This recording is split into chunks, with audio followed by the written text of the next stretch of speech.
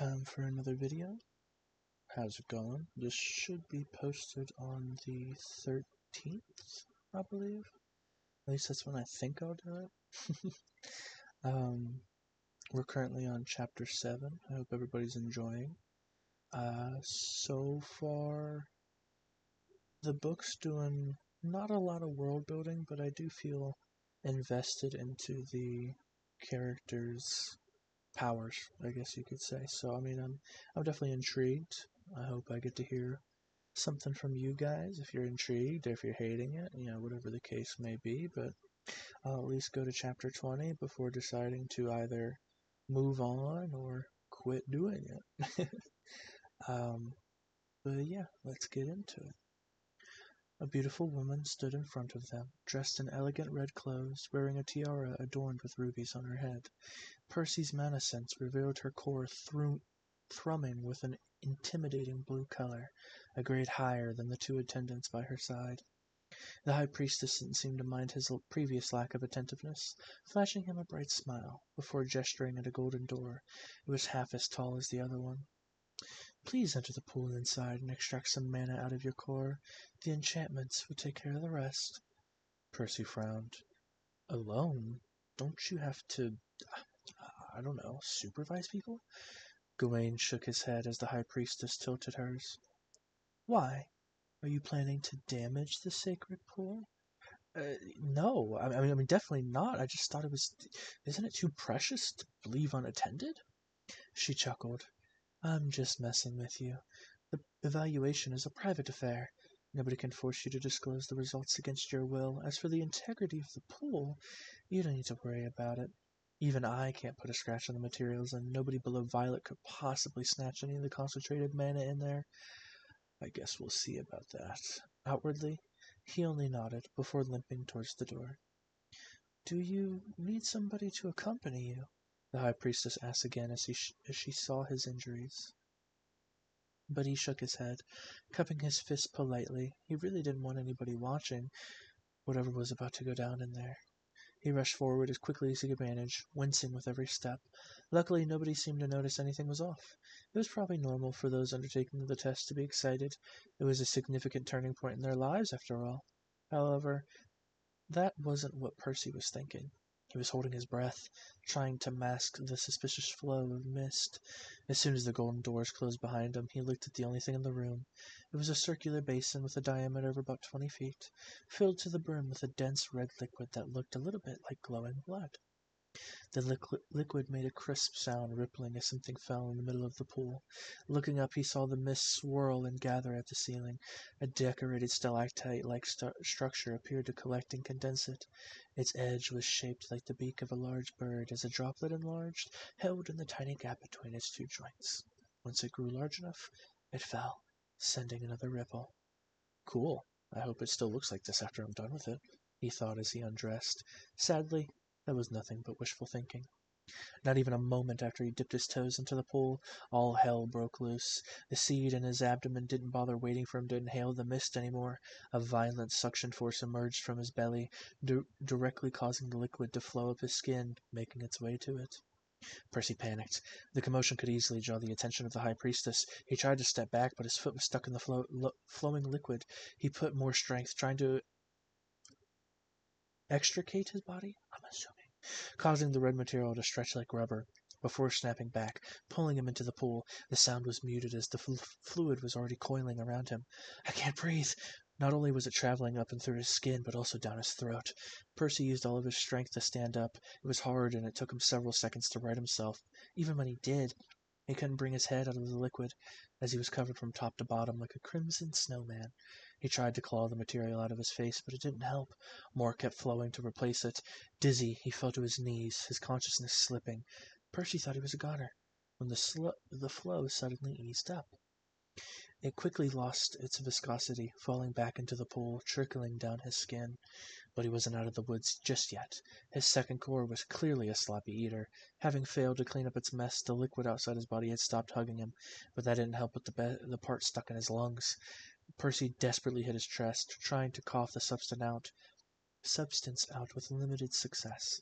No, I can't drown during the damn test.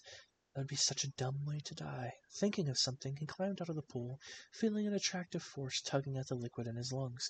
The high priestess wasn't kidding when she said nobody could steal it from this place. He opened his mouth, letting it flow, but it was still slow. He was running out of time. Suddenly he had another bright idea. Reaching for the mana inside his first core, he followed the High Priestess' instructions, beginning the assessment in earnest. This was what he was actually here for, after all. Soon a few runes lit up on the walls and on the floor of the room, as the volume of the liquid still in his lungs began to decrease and the mana in his core to drain. The taste of air was so sweet when he could finally breathe properly again, though he didn't get to enjoy it for very long, as somebody knocked repeatedly on the door, breaking him out of his thoughts. "What's taking so long? Are you okay in there?" a female voice asked. Percy didn't recognize it. He guessed she was one of the attendants. "Yeah, everything is fine. Sorry. It took me a while to figure it out." The voice remained silent for a couple of seconds. Percy wasn't sure if she had bought his lousy excuse, or if she was still trying to process it. Well, it was the latter. "What's there to figure out? Please tell me you haven't pissed inside the sacred pool," she yelled again, this time a hint of anger seeping through. He scratched his head, unsure of what to say. "What? Of course not. Who do you take me for?" was what he ended up going with. Next he took another look at the pool. Its surface was a couple feet deeper than before.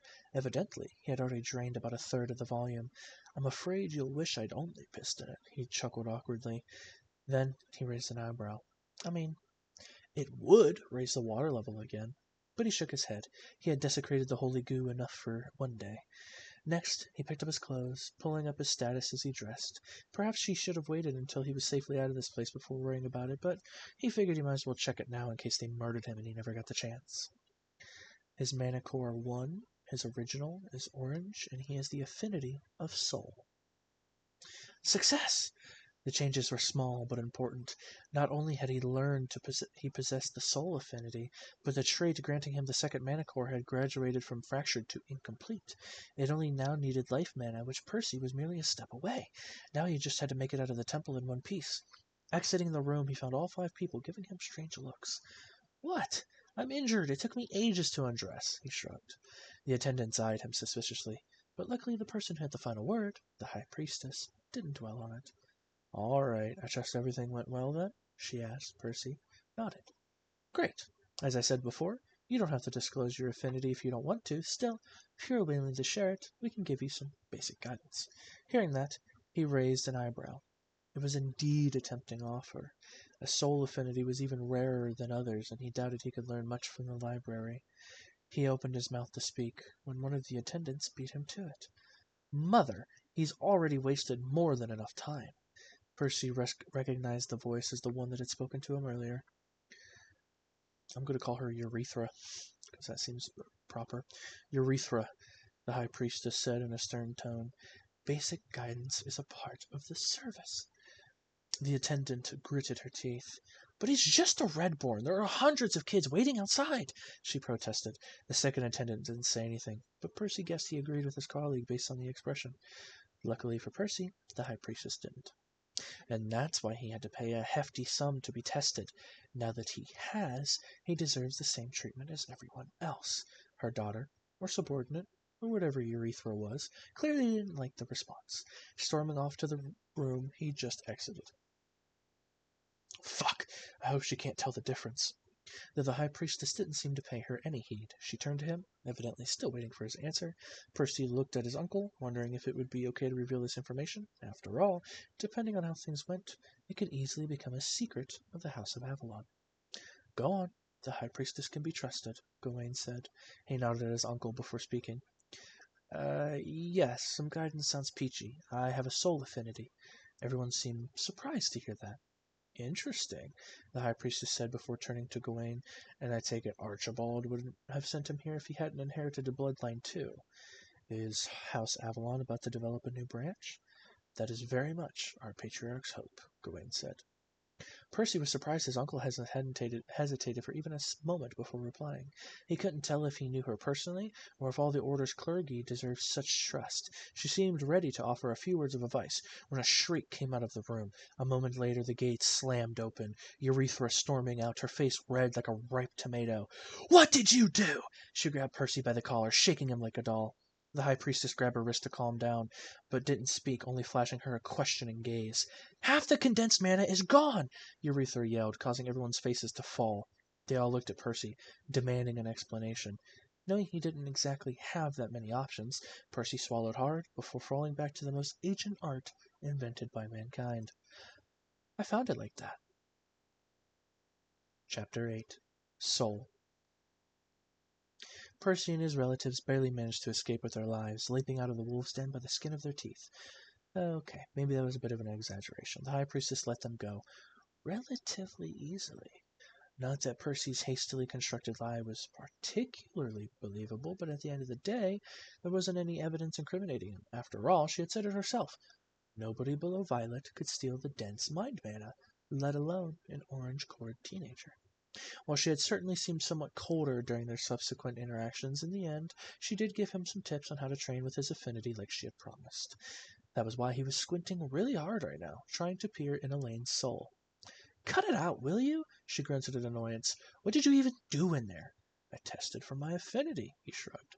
His cousin rolled her eyes. "Fine. Keep your secrets. Just try not to get us all killed next time." Percy was about to comment on the irony of her statement, but in the end, he chose to let it slide. He was too busy to walk into another argument. The high priestess had explained that the soul affinity could be used for offense. Even though it wasn't good at affecting physical objects, there were ways to shape it into a potent weapon against living things. What he had done to that goblin was proof enough it was possible. But it still didn't explain why Percy was so bad at it. After all, even a red core could easily injure somebody with a fireball or a stone shard. Why had he needed to advance to orange but it could stun a single goblin temporarily? Hearing his worries, she had advised him to start developing something called a soul vision. Simply put, it was just a specialized version of the basic mana sense that everyone had upon awakening their core. Soul vision made use of his affinity to observe another's soul directly. Once he managed to pull that off, he could more easily understand what he had been doing wrong with his magic. The trio finally made it to their house, much to Percy's relief, or to their horses. I apologize, much to Percy's relief. As painful as riding was, it was several times better than walking. Only after they headed off did he resume training, willing the soul mana to build up in his eyes. This time he focused on his uncle to avoid his cousin's complaints.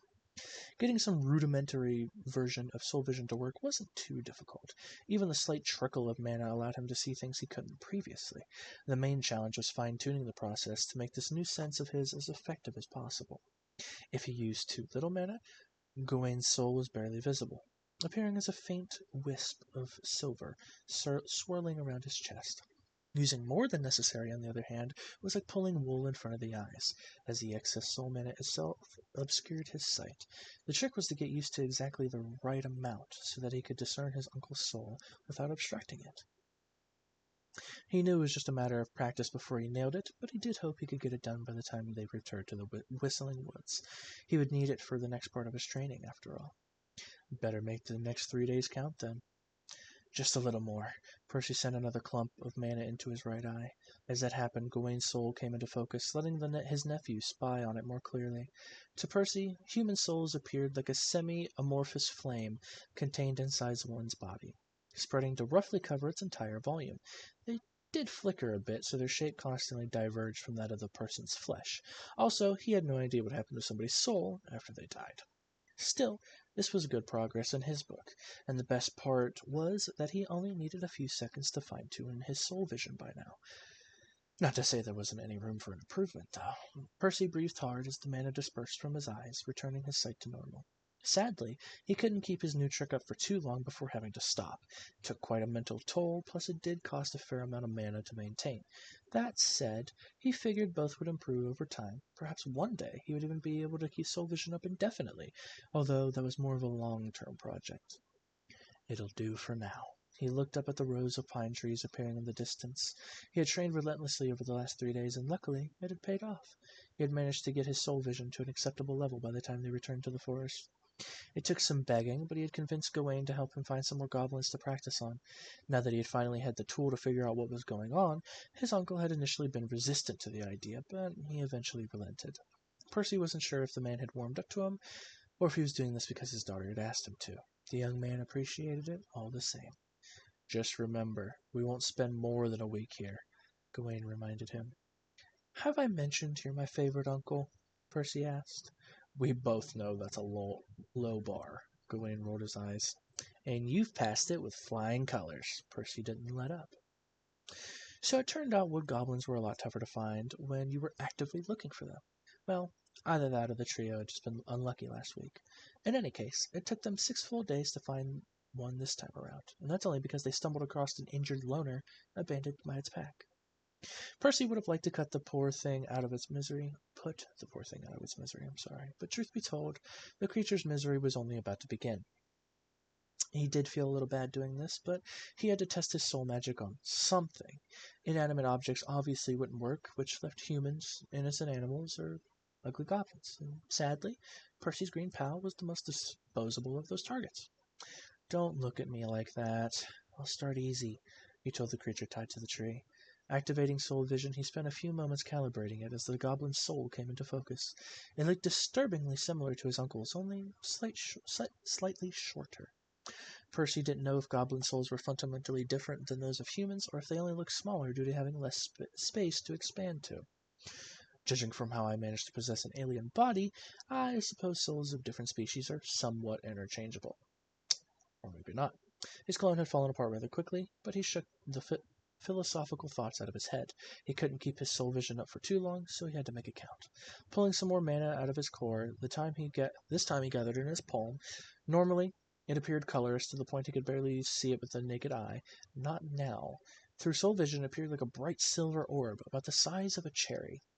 Soon he fired the bolt towards the goblin, carefully paying attention to the changes. As the projectile slammed into the similarly colored silhouette of the creature, he saw it bend backward and distort. Its shape clearly rattled. Dispersing the man in his eyes, he watched the goblin's physical form, curious to see what would happen. Percy's prisoner looked disoriented for a while, but its eyes regained their focus after a few seconds. He nodded. He'd held back with that last attack, partly to conserve his mana and partly to avoid dealing permanent damage to the creature too early. The last blast had only been at the level of a red core had been capable of. Next, he repeated the process, this time charging the soul orb as long as possible, letting it reach the size of a tangerine before shooting it at the creature. The impact was a lot more violent than before, causing the goblin's soul to stretch, almost leaving its body. Then it snapped back, shaking intensely for a few seconds like a boat trapped in a storm. Still, it settled down eventually without any permanent damage visible on the surface. Percy switched to his regular vision and observed the changes to the goblin. This time it remained out of it for longer than an hour, before eventually regaining its senses. It still appeared somewhat dizzy afterwards, but it didn't look like something a few hours of sleep couldn't fix. As I thought, my attacks barely do anything. Any other affinity I know of would be deadly at orange. He frowned, trying to work a way around the issue. The problem was the goblin's soul was surprisingly resilient, and judging from his experiences growing up, human souls were even more so. Anyone he'd ever tossed his mana against had shrugged it off without feeling more than a simple chill. Thinking back to his attacks, it was a bit like trying to punch a sandbag. No matter how much strength he put behind the blast, it would just deform to absorb it. A sandbag, huh? Percy willed his mana to gather in his hand again. This time, rather than shaping it into a ball, he focused it on his index and middle fingers, trying to make it as pointy as possible. This was his first attempt at something like that, so it took a while. The construct crumbled a few times, and he couldn't make it too sharp without it falling apart, but eventually he managed to get something about as pointy as a spoon's handle. He activated soul vision once more as he walked up to the goblin. As much as he would have liked to throw the new projectile, he knew it wouldn't survive the flight. He pointed his augmented fingers towards the goblin's chest and stabbed forward. His actual fingers stopped on the creature's skin, but the surrounding mana dug an inch deeper. I'm not screaming, but you get the idea. The goblin shrieked loudly, the sheer agony contained in its voice making Percy's hair stand on end. Covering his ears, he took a few steps back, but kept his soul vision active, trying to figure out what was going on. There was a small scar in the creature's soul. It was tiny, as if someone had been nicked by a fingernail, but unlike the blunt damage from before, it wasn't recovering. Percy didn't know if it would, given enough time, but he could tell the goblin would be in a world of pain until then. The creature's cries instantly reminded him of his experiences possessing the alien body. What the goblin was feeling right now appeared to be similar to what he'd felt back when his clone fell apart. Maybe not quite as intense, but of a similar sort. He turned around just to catch Elaine heaving out her lunch, her father looking at her with concern. The two had been observing him during his experiments, also curious about his soul affinity. Percy walked back to the goblin. Even though the little buggers had shot him full of holes just days ago, watching the creature squirm churned up his own stomach. Besides, he learned more than enough to plan out the next phase of his training. Pulling out a knife, he plunged it into the goblin's neck, putting an end to its suffering. A soul affinity, huh? Clearly not meant for the faint of heart. Elaine helped Percy walk as they passed through the corridor. Oh, I'm sorry, I didn't even read the chapter. Chapter 9. Family. Elaine helped Percy walk as they passed through the corridor leading to Baldy's office. She hadn't spoke to him much during the last stretch of their journey, still shaken after watching him torture the goblin. He didn't think she held it against him or anything. Hell, he'd watched her butcher plenty of goblins herself just days ago. Still, she kept her distance from him every time he practiced since then, clearly having some newfound appreciation for the danger his affinity posed, and he didn't exactly blame her for it. Who would have thought such a small cut on one's soul would cause such suffering? Truth be told, his mood hadn't been much better, but that didn't mean he could take a day off training. Those at the bottom of the ladder didn't have the luxury to stop climbing. Whenever they did, the rising tide drowned them. Consequently, he spent the last few hours of their trip honing his projectiles into knives. They've already looked much better than what he'd stabbed the goblin with, and he could even throw them a short distance before they crumbled. Though they weren't ready for combat. Not yet, at least. Reaching the office, they knocked a couple times. "Come in." The two entered, finding their grandpa much like they had left him. Does he even sleep, or has he spent the last 2 weeks in that seat? "Thanks, Elaine. You may go." Percy wasn't sure why his grandpa wanted to speak with him alone. Even stranger was how Elaine did as she told, leaving the room without any protest. What's up with her today? Surely she's not just scared of my affinity.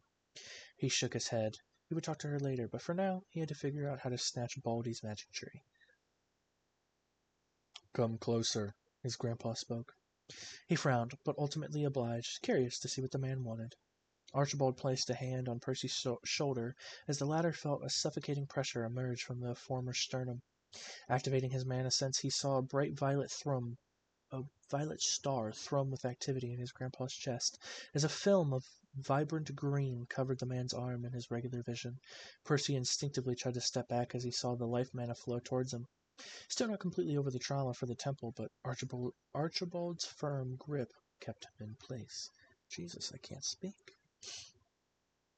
As the mana trickled down his body, the seed of his second core awakened once more, trying to pull it, making Percy fear the worst.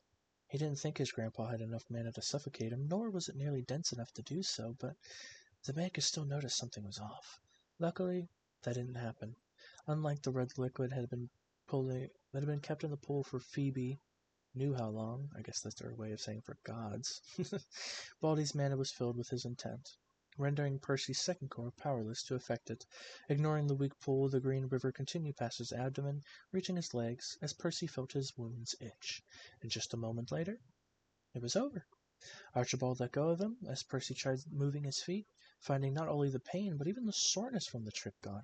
He almost thanked his grandpa. He wasn't used to receiving much from him, but this was the second time in a few days. First the hefty sum Baldy had spent for his affinity test, now this. Not that it seemed to take much effort to heal him, but it would save Percy weeks of annoyance all the same. Still, he bit his tongue. Archibald had only begun to give him stuff upon learning there was value in him. It was all a transaction. "It's a handy trick," is what he said in the end. Baldy nodded, looking at him silently for a few seconds. "My son told me you have a soul affinity. Is there anything more I can help you with?" Percy suppressed a chuckle. "Sure, I'll take all the mana from your magic tree, killing it in the process. Then I want twice as many elixirs as he gives the others to feed both of my mana cores. I'll let you know if there's anything else." Naturally, he kept those words to himself. "No," he said. "I'll practice with my soul mana on my own for a few days, and then I'll test clone again." Maybe his grandpa could offer a few words of advice, but it wouldn't amount to much. Percy was pretty much in uncharted territory. He had to figure out how his bloodline interacted with his affinity by himself. Hopefully, his new soul vision would help him with that. "Very well. Let me know once you learn more." Percy nodded as well, walking out of the office. The young man looked at the tall oak tree, which honestly resembled a jade statue more than a plant. It exuded a thick green mist, reminding him of the manna around the temple, but it smelled nice. The mind manna had been odorless, while this gave each breath a fresh, minty undertone. It had taken him about a week of planning to figure out how to make it here. Baldy clearly went above and beyond to keep it safe. It obviously hadn't been planted in the garden outside, as anybody could steal or damage it there, but instead, he had carved out a special location inside the mansion for an inner garden. It was designed to only have a single entrance. Luckily, it had been several decades since the last time anybody tried anything funny, so some chinks had appeared in tight security. From there, Percy had only to wait for his uncles Gareth and Balin to be paired on the same shift, which took a few days longer than he had hoped, but it did eventually happen. The two idiots were among the laziest in the family, so they often left their posts a few minutes earlier than they were meant to. No time to waste, then. Percy approached the tree, already feeling the seed in his abdomen beginning to draw in the manna. Standing next to the trunk, he stretched his hand, but paused just an inch from it. Once he started, there was no going back. If this was anything like what had happened during the affinity test, he wouldn't be able to stop until the second goal was satisfied, and Percy wasn't sure the tree even contained enough for that. It had a lot, but could it compare to the condensed mana of a Titaness? One thing was for certain, though, whether it was enough or not, the tree wouldn't survive. Based on what he'd heard, this tree was actually a treasure gifted to his family by the Divine Order. It was a great help for life users honing their spells. Even his grandpa regularly used it. They were actually lucky none of their white cores leading the great houses had a life affinity, otherwise they would have long destroyed House Avalon to seize the tree by force. If Percy ruined it here, it would be dealing a severe blow to his own family. Even if he managed to escape their wrath, all his relatives might end up dying a few years from now, crushed by a rival house. All because of him. Why the hell should I care? They certainly didn't care about him. Percy had to awaken his second core if he was ever meant to be more than cannon fodder. It's not like he had a choice, did he? He gritted his teeth. He had to do this. He had to. Percy entered his grandpa's office, not bothering to knock. His fists were clenched tightly, drained of all color. He had been so close last night, just a tap away from completing his new core. But he couldn't bring himself to do it. Even now, he wasn't sure why. Archibald raised his eyebrow at his grandson's intrusion. No, he didn't say anything, waiting for him to speak first. I want the jade tree. It won't survive, Percy said, fully expecting Baldy to laugh him out of the room, at best. He didn't really think there was a chance Baldy would agree. Still, he didn't dare steal it, so asking for it was the only path left. Contrary to his expectations, however, his grandpa wasn't outraged. He didn't laugh at him either. Instead, his response shocked Percy even more. I figured out that much. Taken aback, the young man stared at him in confusion before Baldy gestured at the chair across him. How? Percy asked upon sitting. Gawain told me what happened at the temple. You think he didn't notice how the mind manna was swirling around you? My daughter did too. You're lucky her attendants didn't, otherwise she wouldn't have managed to cover your ass. Your daughter? The High Priestess? Percy asked. Archibald nodded. She's your aunt, Guinevere. She's only a few years older than Gawain, but she's a Yellowborn. I thought you needed as many Yellowborns as possible to increase the chances of getting more Violet cores for their family. Why would you send her away? We do need every Yellowborn we can get, Archibald sighed. Even then, there's no guarantee one will be ready to succeed me if I die. But having strong ties to Divine Order is just as important. Well, this is all fascinating, but Percy had more pressing concerns at the moment.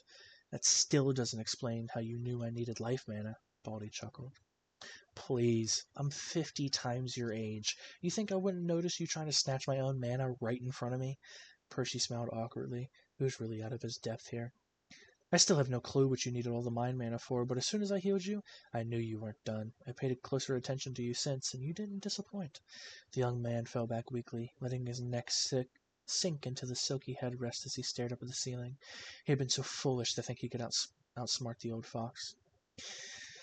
Why are we even having this conversation, then? Just execute me, or banish me, or whatever. Baldy fell back as well, his own expression morphing into something Percy didn't quite recognize. His grandpa almost looked sad, but he'd never seen him like that, so he wasn't sure. Percy, do you hate our family? The young man frowned. Where was this coming from all of a sudden? His first thought was to reply, obviously, but he figured he could take his time answering. Most of the people in his house were, frankly, assholes, present company included, but then there was Elaine, who he got along with, and his parents, who he didn't really remember. Was it fair to hate his parents just because of their surname, without even knowing them? Hell, he was part of the family too. Did he hate himself? Perhaps it was the management he hated, his grandpa. But the man was pragmatic and honestly not a bad leader. His decisions were always calculated, even though I always get the short end of the math. Still, it wasn't like he never got anything from them. At least he had food and a roof over his head. He even had his own room. But so what? Was he supposed to just forget everything else, to forgive them, to love them? I don't know, he said after a long time. Archibald nodded again. Here's an easier one then. Do you resent me? And I will end it here. We are moving on to chapter 10, Archibald. I hope you guys have enjoyed, and I will see you guys in the next one. Bye-bye.